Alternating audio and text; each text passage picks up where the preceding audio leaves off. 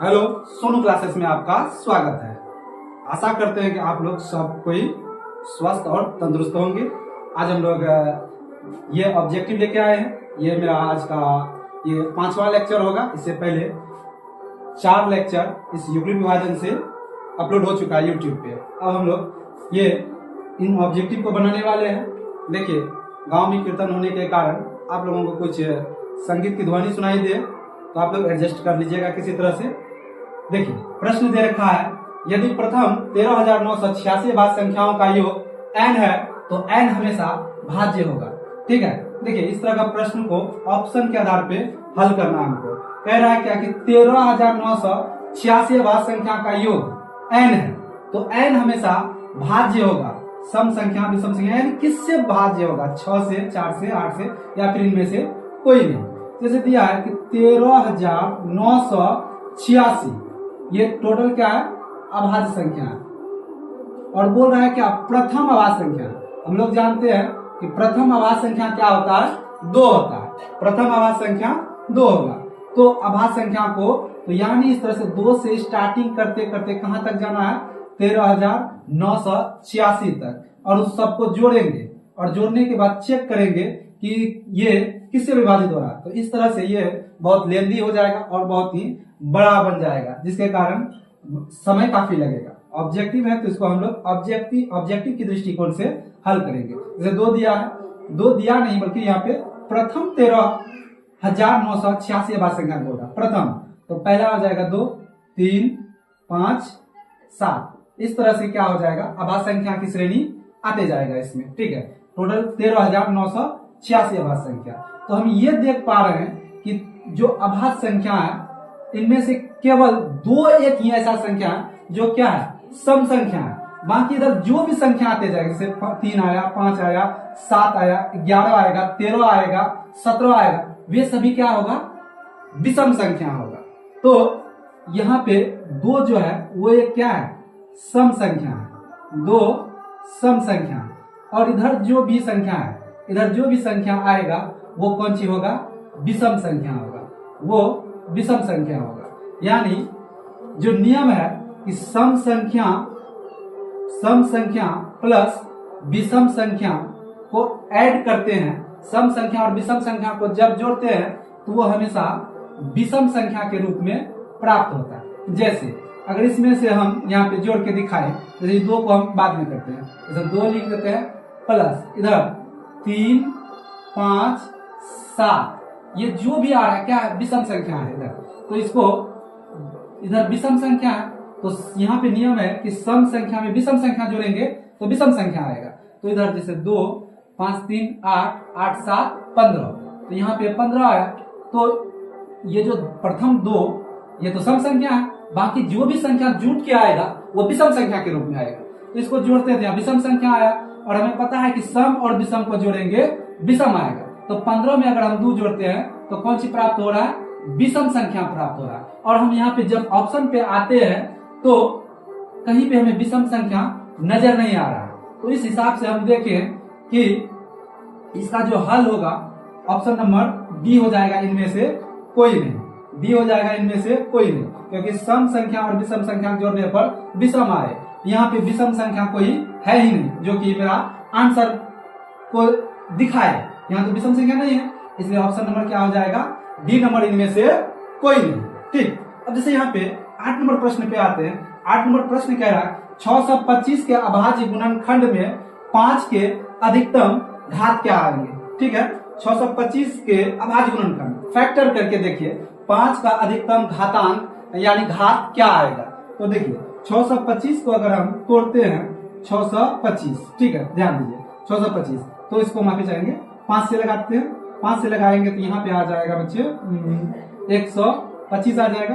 फिर 5 से लगाएंगे तो 5 से लगाते हैं 5 गुना 10, 25, 25 आ जाएगा। फिर 5 से लगाते हैं और फिर 5 से लगाएंगे, फिर 5 से। हाँ, तो ध्यान दीजिए इसका एक जोड़ा लग गया, इसका एक जोड़ा लग गया। ठीक है, तो बोल रहा है क्या कि 5 के अधिकतम घात। तो ध्यान दीजिए 5 का अधिकतम बोल रहा है 1, 2, 3, 4। तो 5 कितना दफा आया अधिकतम? 4 दफा आया, इसलिए 5 के अधिकतम घातांक यानी घात क्या होगा, अधिकतम घात। तो ऑप्शन नंबर यहाँ पे देखिए कितना आया है, घात 4 आया है, इसलिए 5 के अधिकतम घातों की संख्या 4 होगा। अब 9 नंबर देखते हैं। 9 नंबर कह रहा है कि 26 और 91 का मौसा क्या होगा। सिंपली है कि 26 और 91 ये 13 से ही ये क्या हो रहा है कि दोनों कट रहा है, ठीक है। वैसे आप लोग एलसीएम विधि से भी या भाग विधि से भी इसको बना सकते हैं। तो देखिए 7 तो दोनों को उभयनिष्ठ होना चाहिए, जो दोनों को कटा दे। तो यहाँ पे 13 ही ऐसा संख्या है जो दोनों को कटा रहा है, हाँ उभयनिष्ठ है, उभयनिष्ठ फैक्टर है 13, इसलिए ऑप्शन भी क्या हो जाएगा 13, यानी 26 और 91 का मौसा 13। तो अब इसको बना भी सकते हैं एलसीएम विधि से, 13 ही आएगा। तो ध्यान दीजिए। अब आते हैं, यहाँ प्रश्न दे रखा है कि सबसे छोटी अभाज्य संख्या और सबसे छोटी भाज्य संख्या, भाज्य और अभाज्य, सबसे छोटी भाज्य संख्या क्या होता है 4, और सबसे छोटी अभाज्य संख्या वो हो जाएगा 2। तो हमें पता है कि भाज्य और अभाज्य क्या होता है। भाज्य संख्या वे संख्या होता है कि जो एक और स्वयं के अलावे अन्य संख्या से भी विभाजित होता है, उसको बोलते हैं भाज्य संख्या। यानी इसका फैक्टर जो होगा वो 2 से अधिक, यानी 2 से अधिक होगा, 3, 4 ऐसे फैक्टर आ सकते हैं। लेकिन अभाज्य संख्या में जो फैक्टर होगा वो केवल 2 आएगा। कितना आएगा, केवल 2। तो यहाँ पे जैसे प्रश्न कह रहा है कि सबसे छोटी अभाज्य संख्या, तो ध्यान दीजिए सबसे छोटी अभाज्य संख्या, सबसे छोटी अभाज्य संख्या, हाँ सबसे छोटी अभाज्य संख्या क्या होगा। तो देखिए सबसे छोटी अभाज्य संख्या होगा 2, और सबसे छोटी भाज्य संख्या, ठीक है, सबसे छोटी भाज्य संख्या, ध्यान दो, सबसे छोटी भाज्य संख्या होगा बच्चे वो हो जाएगा 4। तो बोल रहा है क्या कि दोनों का गुणनफल, दोनों का गुणनफल। तो ध्यान दीजिए, तो गुणनफल बोल रहा है, दोनों को गुना कर देंगे, 2 गुना 4 कर देंगे, 4 गुना कितना हो जाएगा 8 हो जाएगा। तो गुणनफल हो जाएगा 8। तो वो ऑप्शन नंबर ये हो जाएगा सी, बिल्कुल करेक्ट। सबसे छोटी ये अभाज्य संख्या होने का भी एक कारण है, क्योंकि अगर हम 2 को देखते हैं तो उसका केवल 2 फैक्टर आएगा, या तो 1 या फिर 2। लेकिन 4 को देखें इसका 2 से ज्यादा फैक्टर आएगा। कैसे, जैसे 4, तो यहाँ पे ये 4 जो है 1 से भी डिवाइड हो रहा है, 2 से भी हो जाएगा और अपने आप से होगा। तो अभाज्य संख्या होने के लिए नियम चाहिए कि 2 से ज्यादा फैक्टर नहीं होना चाहिए, लेकिन यहाँ 2 से क्या है, ज्यादा फैक्टर है। तो ये सबसे छोटी क्या होगा, अभाज्य संख्या। बोले सर 3 क्यों नहीं, तो 3 का देखिए 3 स्वयं से विभाजित होगा और 1 से विभाजित होगा। क्या और कोई संख्या है जो 3 को विभाजित करे, नहीं है, इसलिए 3 क्या होगा मेरा भाज्य संख्या की श्रेणी में, सबसे छोटी भाज्य संख्या की श्रेणी में। बोले तो भाज्य संख्या होगा ही नहीं, ये प्राइम नंबर हो जाएगा, ठीक है। अब ऑप्शन नंबर ये सी इसका करेक्ट था। तो देखिए यहाँ पे जरा गौर से ध्यान दीजिएगा इसको, ठीक है। दो संख्या ए और 18 का लौसा 36 तथा मौसा 2 है। इसमें 2 संख्या दिया हुआ है, एक ए है और एक क्या है 18 है। तो लौसा भी दे रखा है 36, मौसा दे रखा है 2। अरे इसमें हमको ए का वैल्यू ज्ञात करना है, ए का मान क्या होगा। तो देखिए बहुत ही आसान प्रश्न है, इसमें मान के चलिए कुछ क्षणों के लिए क्या कि माना पहली संख्या बराबर ए और दूसरी संख्या बराबर 18 और एलसीएम बोले तो लॉस कितना दे रखा है 36 और मौसौ दे रखा है 2। तो सिंपली सूत्र में बैठाएंगे और निकाल लेंगे। तो पहली संख्या को मान लेते हैं n1 और दूसरी संख्या, ध्यान दीजिए हमको पहली संख्या निकालना है a का वैल्यू। तो n1 बराबर एलसीएम गुना एचसीएफ अपॉन n2 बोले तो दूसरी संख्या। n1 के जगह हम क्या रखेंगे, a रखेंगे, क्लियर, a रखेंगे। और l के जगह देखते हैं मेरे बच्चों क्या दे रखा है, l बोले तो एलसीएम 36 गुना 900 दे रखा है 2, दूसरी संख्या यहाँ पे दे रखा है 18, तो इसके जगह में 18 बैठा देंगे, इसको डिवाइड कर देते हैं, 18 दूना 36, तो a का वैल्यू आ जाएगा 2 गुना 2 करेंगे तो 4। तो यानी पहली संख्या कितना था, तो वो पहली संख्या था सी नंबर यानी 4। ये कुछ प्रश्न जो थे मतलब ऑब्जेक्टिव के अभी सॉल्यूशन करवा दिए हैं, अभी हम लोग इसके आगे और प्रश्नों को सॉल्यूशन करेंगे।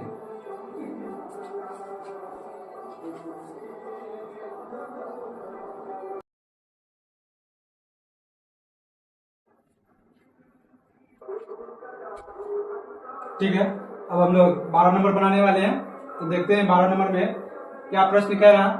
5, 15, 20 के लॉ और मौसौ का अनुपात होगा।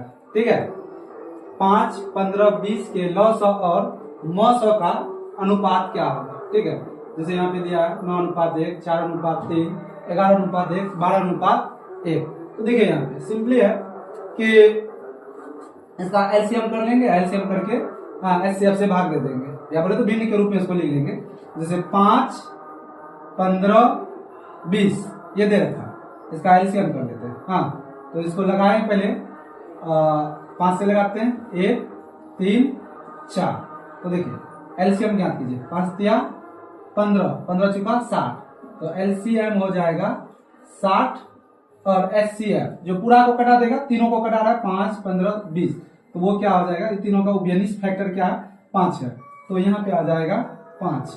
इसको कटा देंगे, कितना दफा में कट जाएगा, ये 12 दफा में कट जाएगा। ठीक है, यानी 12:1 आ जाएगा, 12:1 यानी ऑप्शन नंबर डी इसका बिल्कुल करेक्ट आंसर हो जाएगा। अब देखिए यहाँ पे सिंपली है कि अभाज्य संख्या की संख्या कितना होगा। सिंपली है अभाज्य संख्या क्या होता है, अपरिमित रूप से अनेक होता है, बहुत अनेक होगा, इन्फिनिटी हो सकता है। ठीक है, पहली अभाज्य संख्या 2 से स्टार्टिंग होगा और उधर अनंत तक चलते रहेगा। ठीक है, तो अभाज्य संख्या की संख्या अपरिमित रूप से होता है, जैसे 1 गलत जवाब है, 100 गलत है, अनेक है या शून्य है, तो ऑप्शन नंबर डी हो जाएगा। अभाज्य संख्या की संख्या कितना होगा, तो अनेक है, इन्फिनिटी है।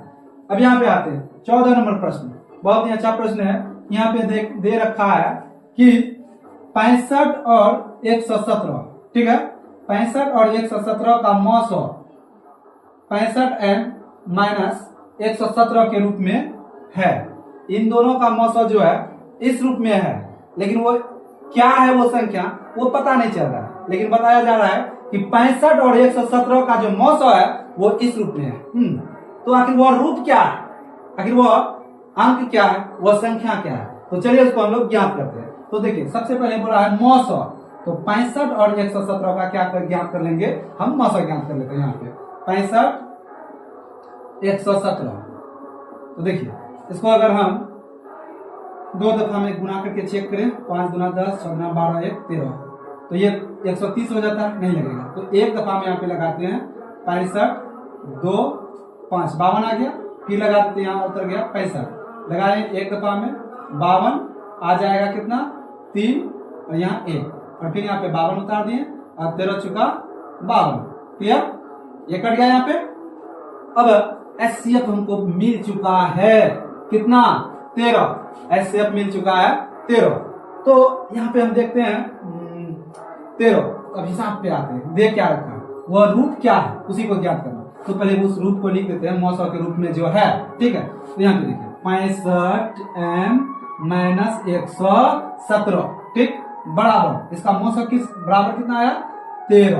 अब यहाँ पे देखिए 65m बराबर यहाँ 13 बराबर में 13, तो इसको पक्षांतर कीजिए, ये माइनस में उधर पक्षांतर करने में प्लस हो जाएगा 117, तो 65m बराबर इसको जोड़ेंगे 7 3 10 के 0 1 1 2 1 3 2 हासिल रहा 1 माफी चाहेंगे 230 आ जाएगा। ठीक है, एक बार रिपीट कर लें जोड़ को, 7 3 10 के 0 1 1 2 1 3 1 माफी चाहेंगे 130 आएगा। ठीक है, 130 आएगा, तो जो चीज यहाँ गुना में है वो कहां चले जाएगा, बट्टे में चले जाएगा।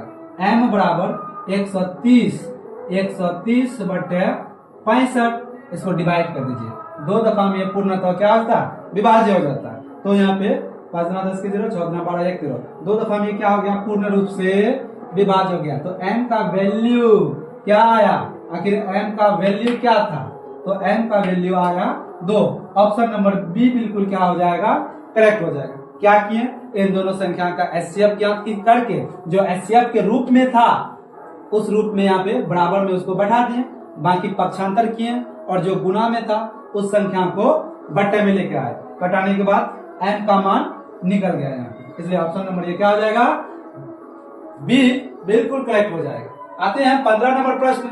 15 नंबर प्रश्न क्या दे रखा है, कह रहा कि 2, 10 तथा 20 के लॉस और मौसा का अनुपात। फिर वही प्रश्न है, चाहे तो आप लोग इसे अपने से भी बना सकते हैं। 2, 10 तथा 20 का लॉस और मौसा का अनुपात क्या होगा। ये प्रश्न मेरे बच्चों मैं आप लोगों के ऊपर छोड़ता हूं, आप लोग कमेंट में इसका आंसर दीजिएगा कि इसका जो है लॉस और मौसा का अनुपात क्या होगा। अगर इसी को ये स्टेप अगर आप समझे हैं तो जरूर इसका आंसर आप लोग कमेंट में जरूर बताइएगा, ठीक है। आते हैं यहाँ पे 16 नंबर प्रश्न। 16 नंबर प्रश्न कह रहा है कि सबसे छोटी भाज्य संख्या और सबसे छोटी अभाज्य संख्या बताने का प्रयास कीजिए, क्या होगा। सबसे छोटी भाज्य संख्या और सबसे छोटी अभाज्य संख्या का मौसा। और इसी तरह का प्रश्न इससे पहले बनाए, उसमें बोल रहा था गुणनफल, अभी क्या बोल रहा है, मौसा क्या होगा।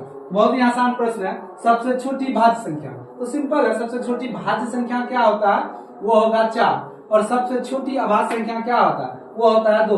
और इसका बोल रहा है मौसा क्या होगा, मौसा क्या होगा, 2 से डिवाइड करवाएंगे, हाँ 2 1, तो 2 से ये 2 क्या कर रहा है, दोनों को कटा रहा है, बोले तो ये इन दोनों का उभयनिष्ठ फैक्टर क्या है, 2 है। इसलिए ऑप्शन नंबर यहाँ पे बी बिल्कुल क्या हो जाएगा, करेक्ट हो जाएगा। इसका उभयनिष्ठ फैक्टर क्या होगा। अब सिंपल है बच्चे, इस प्रश्न का बात करें। अब यहाँ पे प्रश्न के 5005 के कितने फैक्टर होंगे, तो सिंपली है 5005 के जो फैक्टर होगा, जैसे देखिए कि 5005 कितना संख्या से कट सकता है।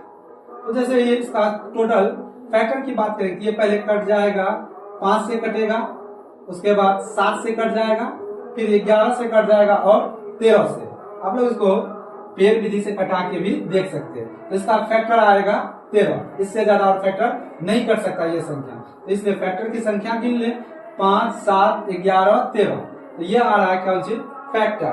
तो टोटल 4 फैक्टर आया, तो इन 4 फैक्टर तो ऑप्शन में खोजिए कि कहाँ पे 4 फैक्टर थे। ऑप्शन नंबर 20 का क्या हो जाएगा, बिल्कुल करेक्ट हो जाएगा, यानी 4। तो 5005 का कुल अभाज्य गुणनखंडों की संख्या कितना होगा, तो वह हो जाएगा 4। क्लियर।